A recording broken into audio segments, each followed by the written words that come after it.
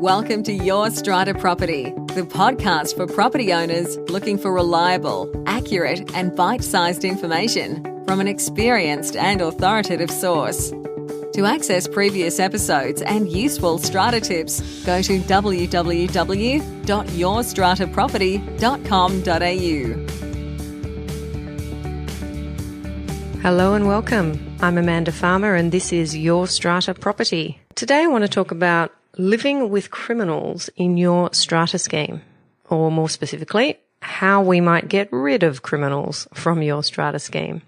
I want to start by defining what I mean when I talk about criminals in strata.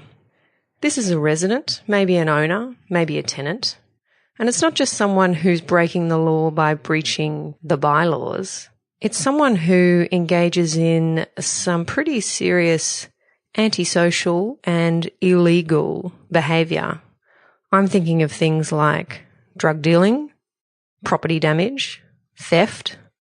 These are people who might be out on bail. They might be under police surveillance. They might be known in the community for their criminal activities, and certainly people who are known to police. Now, this was quite a hot topic when I spent some time last year delivering workshops to strata managers across Sydney. And the topic of the workshop was how to deal with difficult residents. And in the workshop, we covered 6 different types of difficult resident. Now, the criminal was just one of those 6. And if you're interested in finding out more about the other 5, I will put the link to my article on this topic in the show notes.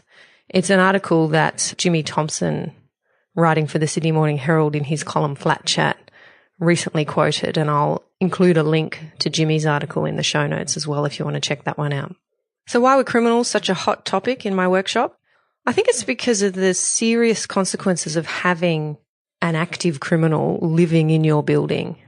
First and most seriously, these people often engage in threatening behaviour, physical threats, verbal threats, intimidation, the intimidation of other residents, the intimidation of committee members, your building manager, security guards, tradespeople visiting the property, and your strata manager. In my experience dealing with buildings that have these types of residents living in their communities, I've seen building managers resign, basically walk away from their contracts, strata managers resign, and owners and investors sell up and move on. That's the impact that these kind of people have on our communities. They create a dysfunctional community. They eliminate the joy that comes from living in and maintaining your own home. They affect the value of your investment. Where they're engaging in things like property damage, they're affecting your insurance premiums. I've seen insurance premiums skyrocket when there are recurrent incidents of property damage in a building that is very clearly attributed to one resident. Things like smashed mirrors in lifts, graffiti on walls, smashed security cameras. To put it quite bluntly, insurers don't like that kind of thing, and they certainly don't like paying for it when, from their point of view, it's something an owner's corporation should take responsibility for. Of course, the owner's corporation takes a very different view. So the consequences of having a criminal living in your strata building are significant and serious. And that's why I want to offer you 6 tips, drawn from my own experience as a lawyer advising buildings, advising committees and strata managers in some very volatile situations. So let's get into it. Tip number 1, involve the police. If you feel harassed, threatened, or intimidated, the first place you should be going is to the police. Always take threats to your physical safety seriously. And the same goes for threats to anyone else's physical safety.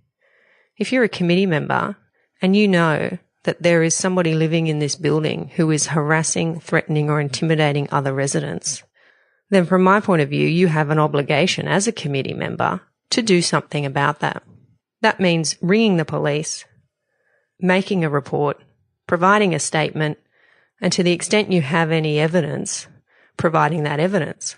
And with the technology available these days at our fingertips with our smartphones, it's not hard to gather that evidence. I'm talking photos of bad behaviour, videos of bad behaviour. It helps the police immensely if you're able to give them a detailed documentary record of the incident that you're reporting. And remember to instruct your building manager, if you have one, to be doing the same, keeping a detailed record of any incident involving threats to the physical safety of residents in your building. Now, this is something I completely accept is very scary to do. Going to the police and making a statement about someone who could be your neighbour, who is a known criminal, who is known to police, and may well be known to have committed some violent offences. It's very scary and difficult to give your name, your address, and provide evidence against this person. And this is a really key point that I want to come back to at the end of this episode. And I'm going to talk about why I think it's important to garner the support of your fellow residents when you're dealing with these people. I believe there is safety and there is power in numbers. Okay, so that was tip 1. Involve the police. It might seem obvious, but it is often the very first piece of advice that I'm giving when I'm telephoned by a committee member or a strata manager complaining about this kind of behaviour. Have you called the police? If you haven't, do it now. Tip number 2, don't forget to go through the usual enforcement procedures. Where these people are damaging the common property, they are breaching the bylaws. Why should they be treated any differently to any other resident that breaches the bylaws? Why shouldn't they get a notice from the strata manager requiring their compliance with the bylaws? Why shouldn't they be served with an application for an order of the adjudicator? Why shouldn't tribunal proceedings be commenced against them?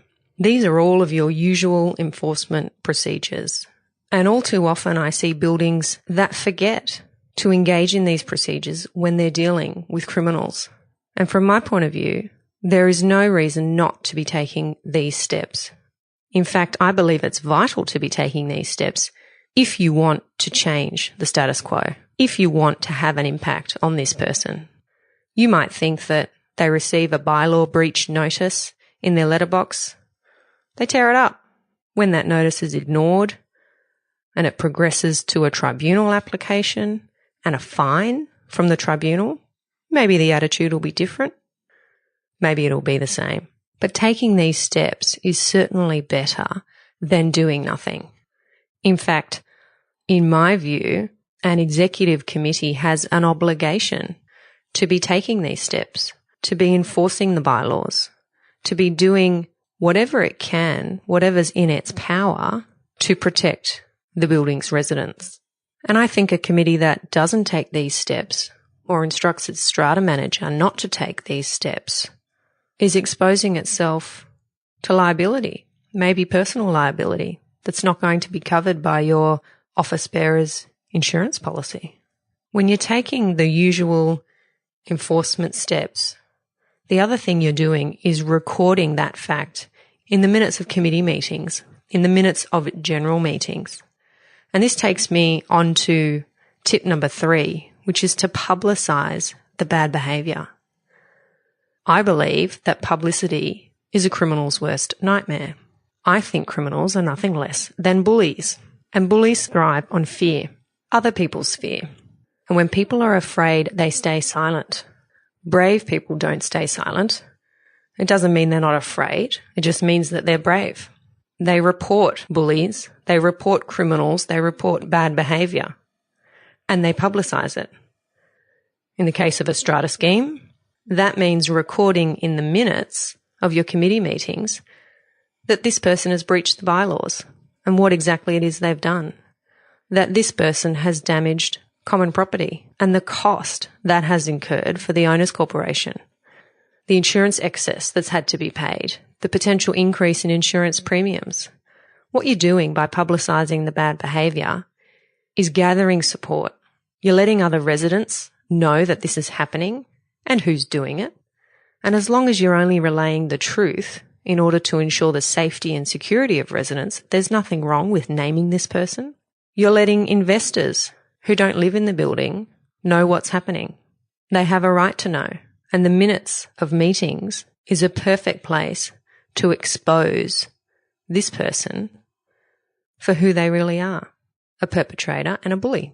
Now, I understand that there is very likely to be concerns about retribution. If a committee publishes in their minutes the steps that they're taking to deal with a criminal, that committee is going to be concerned for its members' personal safety.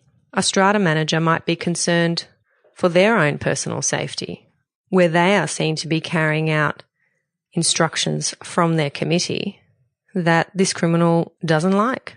And I have come to know a number of strata managers who are in that position. What do? Well, there are ways to protect identities. That can be by communicating through a third party. It's possible to make an anonymous complaint to police. It's possible to engage a lawyer who can communicate on behalf of the strata manager or the owner's corporation and not disclose who it is that's giving them instructions. Whatever it is that you have to do to ensure that you feel safe and you feel that your family is safe, do it. Instruct your strata manager to communicate on your behalf. If your strata manager won't do it, see if your strata manager has some recommendations for professionals who can conduct that communication for you. Tip number 4, increase security. Now, many buildings these days have professional security guards on site 24/7, and I've come to learn over my time dealing with colourful characters in buildings that there are different levels of security. Your basic level being the security guard that might open and close the gate for you, open and close the front doors, say good morning and good night, and let you in when you've left your swipe card in the office.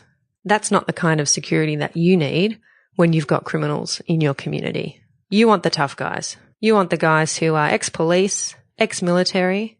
There are companies out there that provide that level of service. I've seen buildings engage high-level security on a short-term contract to send a message to these criminals and these bullies that if this is how you want to behave in our community, then this is what we've got for you. Not only are you protecting your residents, but you're also getting experienced professionals into your community who can do an audit for you. They can and will tell you where your current security is falling down. They'll tell you the mistakes that your current security service is making, that your building management is making. They'll tell you what doors are being left open and allowing the associates of criminals to enter your building. They'll tell you when you've got lifts that are accessing all floors instead of only accessing the floor that a resident lives on. They'll tell you when you've got swipe cards in use that shouldn't be. This is all really valuable information when you're trying to make your community a safer place to live. Get the tough guys on the job and get them to do an audit for you. Tip number 5, get help. Don't think this is something that you have to deal with alone or that you can deal with successfully alone. Certainly involve your strata manager. Certainly involve building management.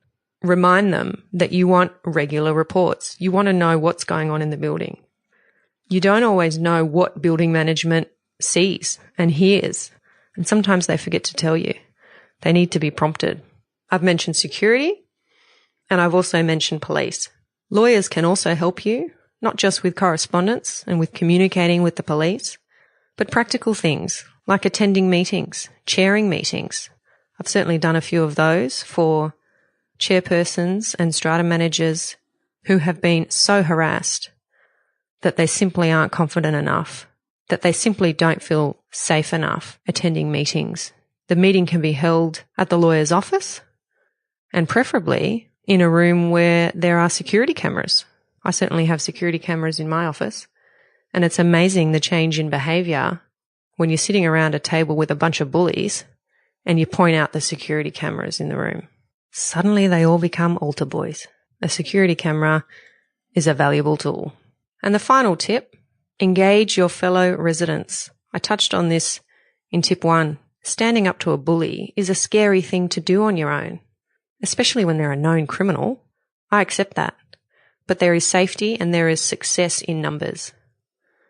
I believe that the key element in deterring criminals and other perpetrators from misbehaving in a strata scheme is that as many as possible of the residents stand united against the perpetrator. Make the community a difficult place for the perpetrator to live, and they will soon move on.